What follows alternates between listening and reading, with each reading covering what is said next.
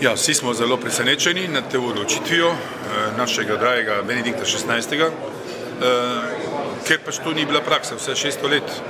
Je pa res, da je zakonik cerkvenega prava to predvideva, to se pravi, da je ni tako nenavadno. Kanon 332, paragraf 2, čisto jasno govori, da je to možno.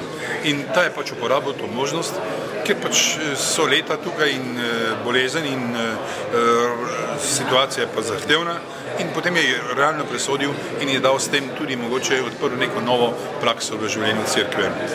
Jasno smo Benediktu XVI zelo hvaležni, tudi Sloveniji.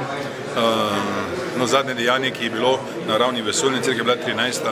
sinoda škofov v Rimu o novi evangelizaciji, to se pravi, kako danes oznaniti evangelij. Sam sem bil navzoč v imenu Slovenske škofske konference, zato se to nekako bolje poznam. Za cerkev v Sloveniji pa je seveda zelo važno, da je on bil tisti, ki je podpisal oziroma odločil, da se ustanovijo 3 nove škofije, da se mariborska škofija spoznine v nadškofijo in tu nova cerkvena pokrajina, metropolija. To je v cerkvenem oziru pogledu, kar so važne stvari.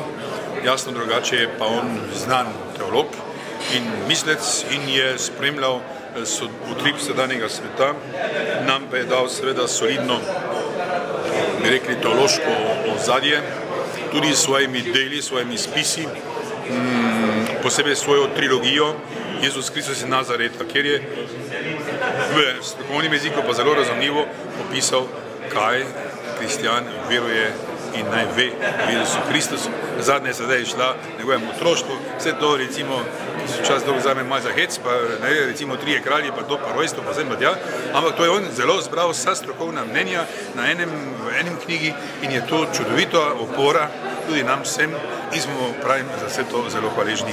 V našem mnenju pa jaz ne bi rekel druga neč ne, ker kar se tiče recimo tudi papež, recimo še prejšnji, pa še daleko je dali dal odstop ne iz naše strani recimo, da zelo sodeloval recimo s strani islama, ne tako recimo, da vedno smo slišali kaj dobrega. To je to edino, kar znam recimo iz papeža, ne. Ja, pozitivno, mislim, zaenkrat je hvala Bogu, da je res pozitivno, ne. In prejšnjega, ker sem jaz poznal, mislim, da sem jaz 43 let recimo sem prejšnjega, pa še današnjega dne tudi mi je dal vstop, pa sam pozitivno lahko rečem, druga pa nimam kaj, ne. V takem vprašanju vam moram priznati, da v bistvu se kot verska skupnost nismo še niti pogovarjali o tem, nekega konkretnega mnenja nimamo.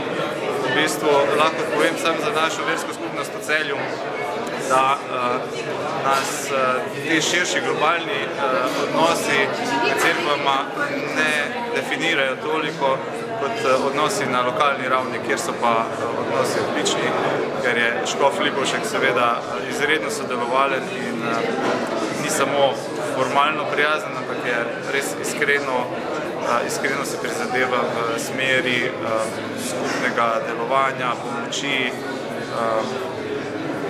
razumevanja za potrebe enih in drugih in tudi kot predstavnik največje verske skupnosti v Sloveniji šteje kot svojo odgovornost, da pomaga drugim krščanskim cerkvam pri uresničevanju njihovih potreb. Sam osebno menim, da odstop papeža, če je sam presodil, da je to potrebno, pozdravljam. Če je to razlog, da tega ne zmore upravljati, je pošteno, da je to priznal.